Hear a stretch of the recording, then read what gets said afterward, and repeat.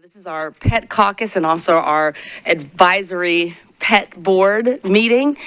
I am Joy Stiles. I am councilwoman for District 32, which is part of Antioch.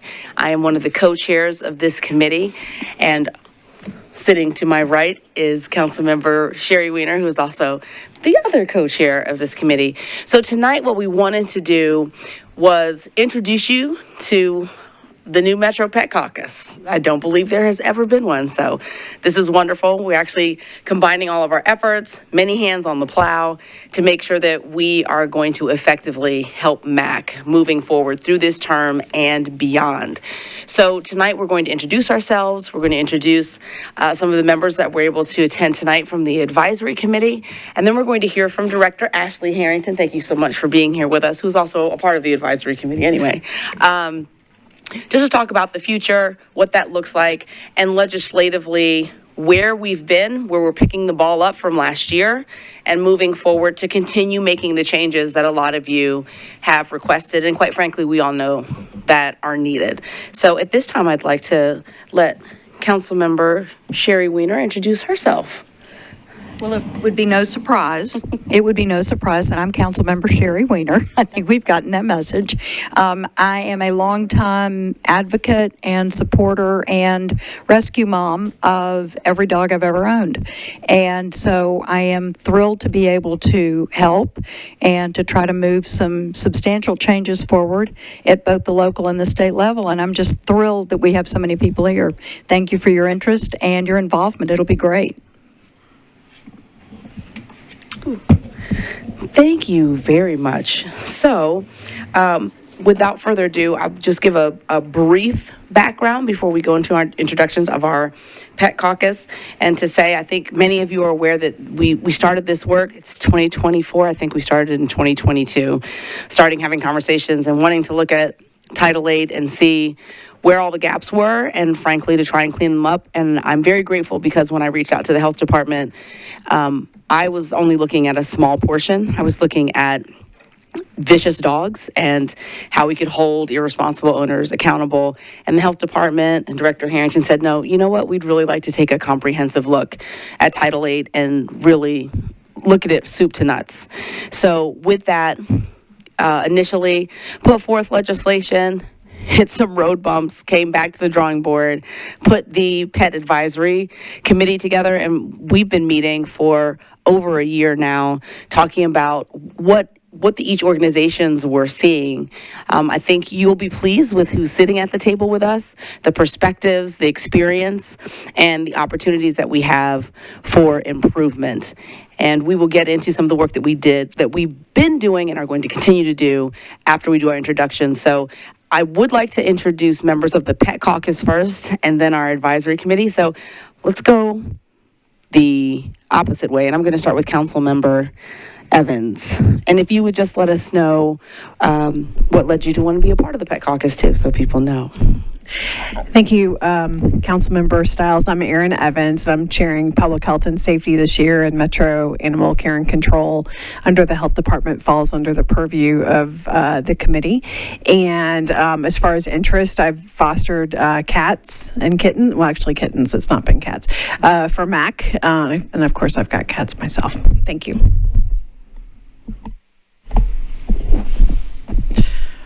My name is Councilmember Russ Bradford. I represent the 13th District here in Nashville. I originally got involved mainly because at the time MAC was located in the 13th District, but I've been a long-time animal lover, animal advocate, even went to school for wildlife and fisheries, and so I have a very rounded idea of animal welfare, and I just want to do what I can to help MAC and to bring it out of the 20th century into the 21st century. Well said, sir. I am Council Member Jacob Coupin for District 19. I'm excited to be a member of the Pet Caucus and hopefully working on the Cat Sub-Caucus with these two over here. But I have been a volunteer with Proverbs 12:10 Animal Rescue for a number of years and fostered cats and have pets of my own, and really passionate about animals and what we can do to support MAC and support the different institutions in our city. I'm just excited to see so much attention and energy and stakeholders putting time and attention into this important issue. Thank you very much. I would like to read the additional names of the members that are not here tonight that are part of the advisory committee. That's Denise Heatherly with Music City Animal Rescue, Bethany Conley of Hip Donaldson Pets, Melody Keefe, Friends of Mac, but tonight we have another representative. Jessica Hyder, Humane Association, Natalie Creamer, no, you're here. Jessica's with Humane Society of the United States. Of United States. What is Lavon's last name? Lavon Redfarron of Proverbs is not here this evening. Baron Russell of the Tennessee Department of Agriculture and Rusty Bowles of the Tennessee Wildlife Resource Agency have been a part of this to fix the language on the state level and local level. And so at this time, those are the members that aren't here, but if the ones that are here would share your stories. Hi, I'm Becky Carter. I'm the current chair for Friends of Mac. I've been involved for, I think, 3 years now, serving as the chair for the last year and headed into my second year. Have rescue dogs myself and cats, and am happy to support this and everything that we can do to help Mac. Hey, I'm Laura Baker. I'm with Nashville Humane Association, and we are here to support anything Ashley and Mac needs. Likewise, I'm Brandon Dice with Pet Community Center and have been a volunteer at MAC for a few years, part of Friends of MAC, but then now in my role at Pet Community Center, our high-quality, high-volume spay-neuter clinic here in Davidson County. Thank you all so much very much for coming tonight, but also all the work that you've been doing for over the last year to really have a comprehensive view of what's working and what's not working in each of your arenas. So I would like to introduce the rest of the advisory committee, which happens to be our director, as well as our Metro legal representative. So this is what's made this work, is not pulling things out of the air and trying to change the legislation without knowing legally, is it actually feasible? Ms. Harrington? By the way, people trying to watch the live stream are saying there's no audio. People are trying to watch the live stream from... They're saying there's no audio. From the top. It's good practice for everyone. You want to act it out? We're going to do charades now. You were taking notes. No, sound like. Real quick. She wants to join the advisory now. What group, what organization?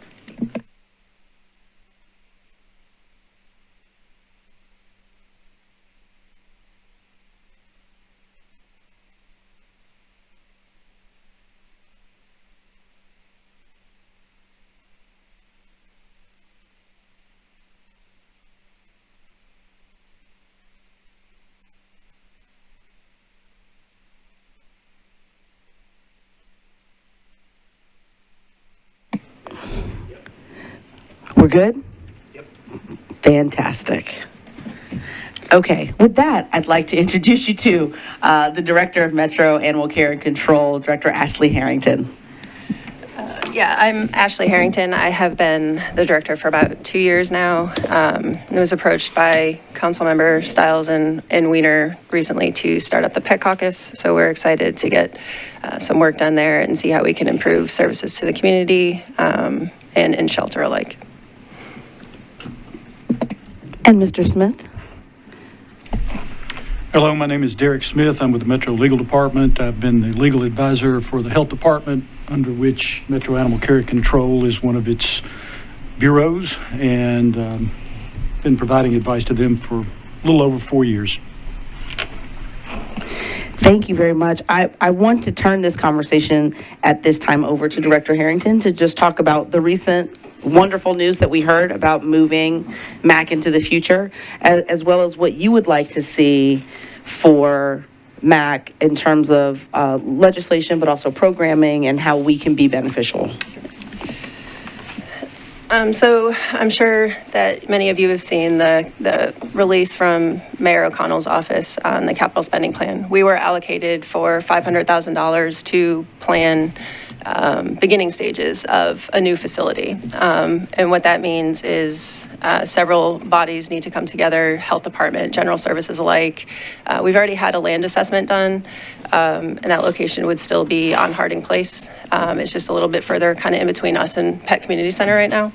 The land is buildable, and general services and architecture firm will have to give a little more advisement on that.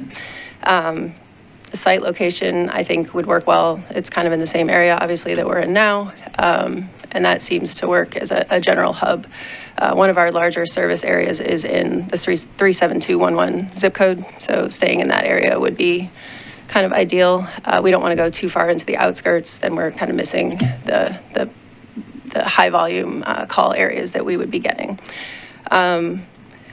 Kind of moving forward into the future, what we want to concentrate on is a high volume spay neuter clinic for the community. As we all know, there's a veterinary field shortage, so outsourcing a high volume spay neuter clinic is very difficult. Private clinics are kind of tapped with their resources, so we would look to do that in-house. What that looks like right now, I do not have a full view of that, but we would want to keep it in-house and be able to offer that to the community. Potential of low-cost vet services, not full service, but something kind of alike to the Pet Community Center, where it's, vaccinations, routine care, large surgeries we wouldn't be able to necessarily take on there. But again, it could be workable. We would have to see where we are staffing and service-wise for that. We would like to look at expanding programming. That would be community outreach. I would like to expand our safety net and diversion program, get out a pet pantry delivery program. We would like to have more community education and outreach through our programming, not necessarily through the officers, but they could participate as well. All of that we would need to expand, have a facility to kind of take that on. Our current facility is very small. Space to do that in shelter is very limited. But we would also want to get out into the community doing that in our different hubs, mainly focusing on our high intake areas. I think a lot of education and resources need to get into those areas. We would like to expand our adoption program and the programs that we're already running now. Again, space would be a factor. We're running into an issue where our shelter population, animal-wise, is continuously at a peak, needing more kennel staff to come in and care. With space, there's limited space for those that need offices. We don't have any more offices, so we're going to need to expand on that front as well. Field services, we would like to get up to a higher number. I mean, I have an ideal number in my head. I don't know if we'll be able to get to that, but our field services does struggle. We have limited number of officers. We have a high volume of calls, and we do need to do better in that aspect of being able to run those calls more efficiently. That comes with more officers. It comes with locations to garage the vehicles that they obviously have to drive to transport to each call. So again, space is limited. Right now, our back lot where we do house our ACO vehicles is pretty tight. There's not much room back there for additional vehicles. So we're going to do some finagling and rearranging of parking on the existing property. Ordinance-wise, I think we're all of the standpoint that, in health department, council, like, we're all of the standpoint that the ordinances do need to be addressed and they do need to be revamped, for lack of a better word in this moment. But I think we're all in the standpoint that we need to do it systematically and kind of take it, as Councilperson Weiner likes to say, a bite of the apple. So we can make certain changes in the short term, and some will be longer term as we get into a new facility actually being in place. And that's part of, addressing this meeting, but then the advisory panel will kind of play into how that looks. There will be feedback from the community. There will be recommendations, so the community will be heard. I think that's all I have right now. Okay. And if anyone has questions, there are yellow comment cards that are on the table where you signed in, and we are going to be collecting those at the end so that we can address your questions. the goal for tonight was to give you an update that the work hasn't stopped. I know it's been a while since you've heard from council since the last ordinance went through, but we've been working behind the scenes. And I will say, one of our pushes was to have funding towards this new facility. So I think we're being successful right now. We're actually seeing the fruits of our labor. And each one of us that's sitting here as a council member, that's another vote. And I think Councilmember Bradford and I can agree, we were 2 out of 40. Last term, and we have many more hands on the plow, so that's going to make a difference when we start talking about budget and able to confer with colleagues to convince them that this is a good investment of time, money, and resources to help MAC move forward. So get comment cards if you need to, and we will be collecting them as we move forward. Councilmember Weiner. As important as it is for us to support MAC, we also need to be supporting our area rescues and that community that supports MAC, because if it weren't for our rescue groups, we would have issues at MAC that were obviously more exacerbated than they are now. And so we owe everybody in this community the opportunity to be heard and to help us find solutions so that we work as a cohesive group instead of islands. So I just wanted to make sure that y'all knew that we weren't just specifically focusing locally on MAC, but rather with our, partners essentially. And then additionally, we're also looking with Darren Jernigan, who is state representative, as well as working in the mayor's office, and Jacob Baggett and several others. We are looking at what we can do at the state level to enable some of the legislation that we need to move forward at the local level. And that's essentially where my focus is going to be, is not only at the local level, but at the state level as well. And we're making some progress there already. So we have a caption bill that's open at the state level that will give us the opportunity, if we find something over the next several months, that we can go ahead and add in. Thank you. I thought you were going to stop before you told us what the caption bill was. So thank you. Perfect. Thank you very much, Co-Chair Weiner. On the table, there's a copy of the latest update of Title VIII. If you don't have that, we can get some more copies for you. Just let me know if you don't have that. The Cliff Notes were also on the table. That was the work that we started. The ordinance has some of those items in it. We weren't able to do everything. As Director Harrington mentioned, of course, spay-neuter is something I know everyone wants to address, but it really does come down to being in a bigger space and having the new facility to do that work. So we didn't touch anything in terms of the language regarding spay or neuter. And I think as we look at the Cliff Notes, I wanted to touch base with you, Director Harrington, to say what items that are on the Cliff Notes we're shifting from or going to come, we can deal with now and we can deal with later. So where we started was removing voice command, and the legislation that was put forth last year, Councilmember Bradford, included the removal of voice command. We did have we talked about addressing or creating a dangerous dog level 1 and level 2. I think we're now revisiting that, and that's going to look a little different. Do you want to make a mention of where we're going? I think what is currently called the vicious dog ordinance, I think it does need some attention, and I would like to bring that to one of the parts that we address in the more short term. I think we're going to have to do some consulting with legal to see what we can change and how that language is going to look. Part of what Councilperson Stiles had proposed would be any alligated vicious dog that was involved in an incident would be housed at MAC, and we currently cannot do that. We don't have the space to do that.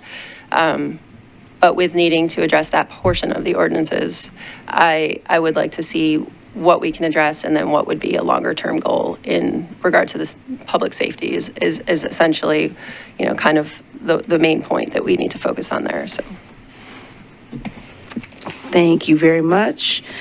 We had several conversations last year with General Session Judge Allegra Walker about how she was handling the animal owners that were coming into court. And so one of the things that we proposed was making sure that if they came and there was a verdict, that the owner and the animal had to be trained and show proof in order for the dog to be given back to the owner.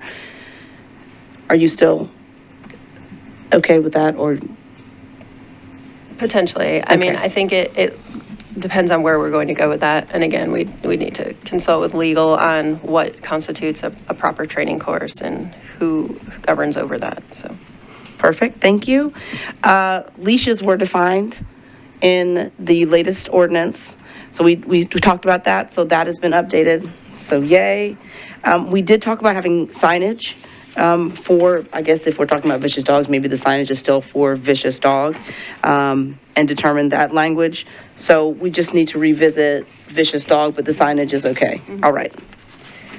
And I just want to make sure that you all had that so you know where we are. And so the things that we're not working on, you don't have to worry about sending any questions in about that. We want to make sure that we're being as transparent as possible. Properly, we had a new definition for properly restrained. Councilmember Bradford, did you?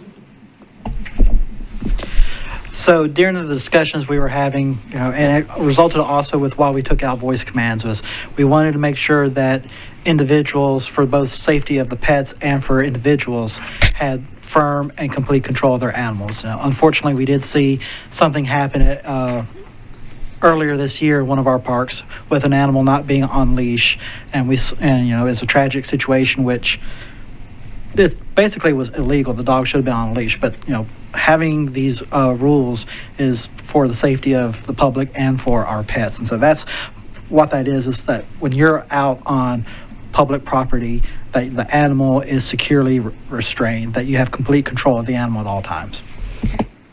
Thank you very much. And the new muzzle definition, I think I'd like to ask you, because it's been a year now, the provocation definition for barking. Are we on barking or muzzles? Well, the new muzzle definition, I believe you included the new muzzle definition. It's been a while since we did this. I would probably refer to legal or Ashley with those conversations, because I know a lot of what ended up in the final bill was, with consultation from Metro Legal about what we could do with our current resource and staffing levels. Yeah, the judge, whether it be referee Hirsch or Judge Walker, they can order the dog to wear a muzzle. It's one of the repercussions. They can order leash, pen, muzzle, as ramifications anywhere up to euthanasia if it does meet that definition of vicious. So there was a kind of a honing down on the muzzle definition, and that's kind of where we were going from that standpoint. And then I thought you jumped to barking. Oh, no, I Yeah. slightly did. Sure. But I know that we talked about what the muzzle could be made of. That was also part of the problem in muzzles in the past. So this may be something that we can go ahead and revisit. I know barking had come. We talked about barking a lot last year, and we had it with a time frame that seemed to not work. Does Director Harrington, does it seem like something that we can revisit, or it's going to be a difficult thing really to touch until we perhaps have I think more officers? putting a time frame on it will be difficult, yes. I think revisiting it is always an option, and we can discuss and see if there is any headway we could make with barking. Okay. Thank you. It was like 30 minutes. It was like 30 minutes of barking. After that, someone would be able to report it. But that was the conversation as to if perhaps a dog is barking, not because it's angry or it's being aggressive, but it's just barking. It might be annoying, but not cause to send. So I'm going to ask. Mac. Eric, I have a question. So Thanks. In terms of our noise ordinance that we've got, that you can't make noise that's going to bother the neighbors between, 11 at night and 7 in the morning or 6 in the morning. Does dog barking come under the heading of noise? I don't believe it's been interpreted that way. I think that's something we need to look at. And of course, there's different zones in the noise ordinance, Mhm. and then there's different devices. I don't know that animal care and control is equipped with the measurement devices. I believe the police department may be, but So I don't know how many of those are available either. Yeah, so most of the police officers have a sound level meter, and they will come to non-construction noise. Construction noise is a whole different ball of wax. So that may be something we need to explore a little further. There may be an opportunity there. It may be, but as with a lot of cases, you know, as we're sitting here discussing this, provocation versus non-provocation, et cetera, and the particular area, how it's zoned, what uses are permitted and so forth, may all impact and affect that, because you may have a guard dog in an industrial zone barking its head off, but it's right adjacent to a residential area, may be in compliance with permitted noise in the industrial zone, but, Right. you know, it's abutting in a residential area. So, again, it's something to be looked at a case-by-case basis, but as it stands right now, to answer your question directly, I don't know of enforcement at this point of barking dogs under Metro's Right. regular noise ordinance. Okay, well, I'd put it on the list. And I'd have to visit that ordinance. You know, a lot of that deals too with noises emanating from speakers or sound enhancing devices. I don't know if it speaks to organic sound. Yep. So I'd have to do a little bit more deeper dive. Okay. We covered number 9, which is the behavior modification training course. And speaking to the judges, they were good with making that as a requirement. So moving forward, that's taken care of. We talked about notification of change of ownership, custody, or death of a, I guess, which would be a vicious dog, so that MAC would be notified and able to handle it should anything come down the line.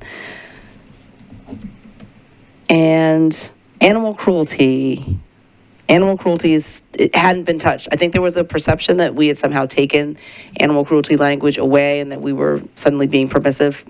That's not the case. So the current language hasn't changed. It will remain the same moving forward. Number 12 is the livestock section, and this is where we spoke with the state to make sure we're all on the same page here.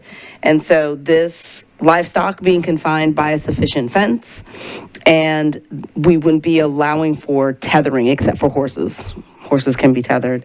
And a tether meaning a cable cord or similar device used to attach an animal to a stationary device but does not include chains. And lastly, our last few, community cats. Thank you, Councilmember Bradford. I know you took this and included that in your legislation. So community cats are now being addressed, which is any free roaming cat that can be cared for by one or more residents in the immediate area. And community cats are exempt from any licensing, stray, abandonment, and at-large provisions directed towards owned animals. We also defined community cat givers, and that is a person who provides care, including food, shelter, or medical care, to a community cat while not being considered the owner, custodian, harborer, controller, or keeper of a community cat, to have care or charge of a community cat.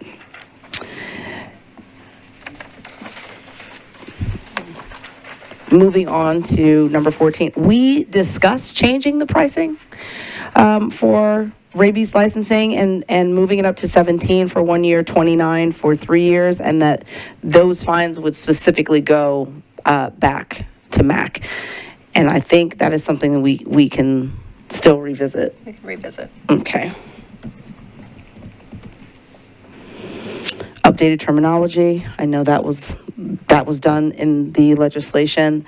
And then also obtaining insurance if you have a vicious dog. So we're just removing that, we're talking about dangerous dogs, but making sure that people are aware that the dog is covered should something happen.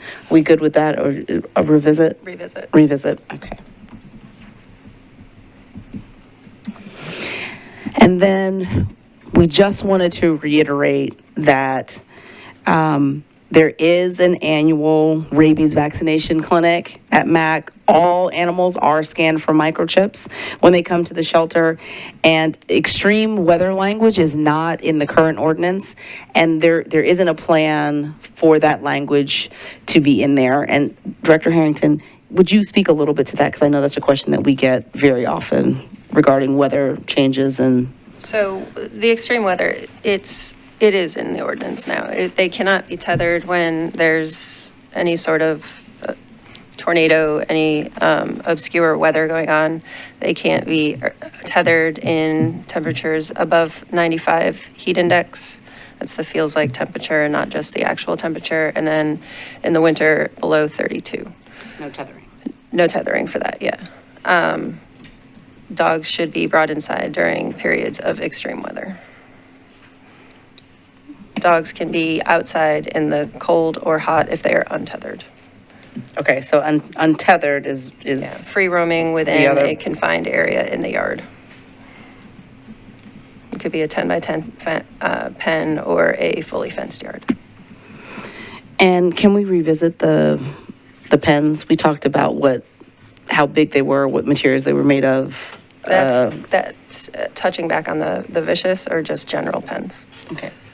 Well, I thought we had general pens came up, but then also what happens if you have a dangerous dog and it gets given back to you? I think that's a what that looks like. conversation we need to revisit and see what that looks like in Perfect. accordance with legal.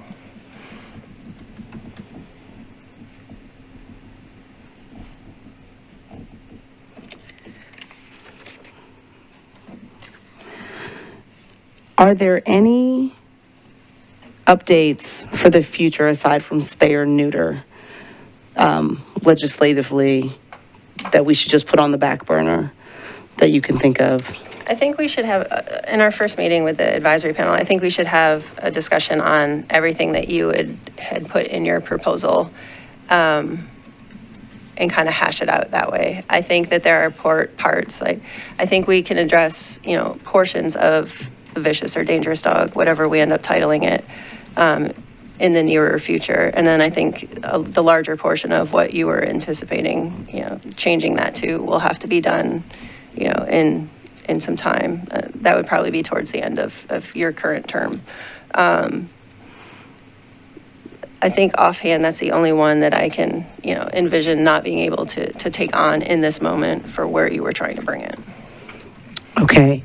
And in terms of updates that can be addressed now, anything off the top of your head that we haven't covered that we can put in the hopper for discussion once we start meeting? You just Besides you these, just kind of anything? went through all of it. So Well, these are the ones we did. There might have been a surprise. no. I just want to make sure. Okay. Okay. Well, in that case, if you haven't filled out cards, I want to give you a couple of minutes, those of you that are attending in person, to fill out comment cards. And our goal, we do have one sheets on the table with all of the Pet Caucus information, our names, our districts, our phone numbers, and our emails. So if you've signed in, you've given us your information, we will take the questions and we will get back to you. But we want to make sure that we don't give you any impulsive responses tonight and that we have a moment to speak with Director Harrington and also with Mr. Smith from legal to make sure that we're doing everything above board, transparent, and being responsible and accountable. And that is admitting that in the past, we as a city have not been. And I think I will speak on behalf of myself, but my commitment is that MAC and our relationships with our community partners are better than they have ever been in the history of our relationship. And we really have something great to look forward to. am very excited to see what the design team comes up with for this new facility. And Co-Chair Weiner, do you have anything that you would like to say? Get out. Okay. Are there any comments from the Pet Advisory Board? Any from our Pet Caucus members before we adjourn? Oh, of course. And Council Member Evans. You knew I was going to ask a question. So I guess because I've only attended, I think, maybe 1 or 2 meetings last term related to MAC and the proposed changes at that time on some of the legislation. And I understand the constraints around spay and neuter, but I know that I guess the budget, from what I understand, your budget asks are due, coming up here in a couple of weeks in February. And so as the overarching committee chair, I'd really like, whenever we hear from Metro Health, to hear more detail about spay and neuter costs, what it currently costs us for the program that we do have, what it would cost to expand. Like, I'd like to see some more intention around that as a community, because we do have more votes this term. And more supporters, I think, around animals. And so I think of, just vets, because to your point about vet shortages, we did pass enabling legislation last term that removed some of the barriers from a zoning standpoint, for vets to come to Nashville. And since we passed that, we've had some more interest in vets coming here and vet organizations. But anyway, I'd like to kind of dig in a little bit more on spay and neuter costs, especially since that was an email that we'd received, and we've received those emails in the past. So I'm just putting that out there, even if it ultimately isn't maybe a direction we can take on this budget, so we can prepare ourselves for, future budgets. But I'd like to get into that more. Thank you. Thank you very much. I knew you were going to be coming with some data requests. So with that being said, I realize I did not mention the names of the rest of the Pet Caucus that is not here, so let me say their names for the record. And I have this huge picture of all the Pet Caucus. I didn't ask for this, but it was very nice that they created it. So, yes, there are 10 of us. It's lovely. So we also have Councilmember at Large Quinn Evans Siegel, at Large Councilmember Olivia Hill, Jordan Huffman, District 14, Rollin Horton, District 20, and Brenda Gadd, District 24. So you have a lot of options when you're sending your email. You've got 10 people that you can hit with your questions, your concerns, and suggestions. We still want to hear what, maybe you heard something, you didn't hear something that you wanted to hear tonight. We would love to hear about that and find out if it's something that we can actually do. That really is our purpose and our goal. This is not for show. I know there are many times we hold meetings and it seems like nothing happens afterwards. There's going to be a lot of work that happens beyond this meeting. We're going to meet regularly to check in. We're going to figure out what lanes we want to be in to work on legislation. As Co-Chair Weiner stated, she's working on the state level. We're working on local level items, but again, many hands make light work. So I want to thank Director Harrington for being a part of the advisory committee. Thank you for coming out tonight and giving us a lot of great information about what you see for the future for this facility. I think what you shared answers a lot of questions that we've had in the past. And Mr. Smith, thank you for coming from Metro Legal and providing the legal stance. I think that's critical too. We have a lot of dreams of what we would like to see until you talk to legal, and legal's where the wet blanket comes and says, absolutely not, you can't do it. So thank you for being kind. Thank you for being kind and delivering disappointing news. And with that, we are finished. Thank you so much for coming out tonight.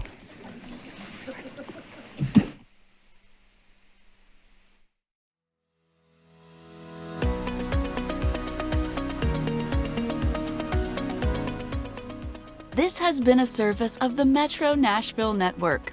If you would like to see this presentation again, or for more information on this and other programs, visit nashville.gov.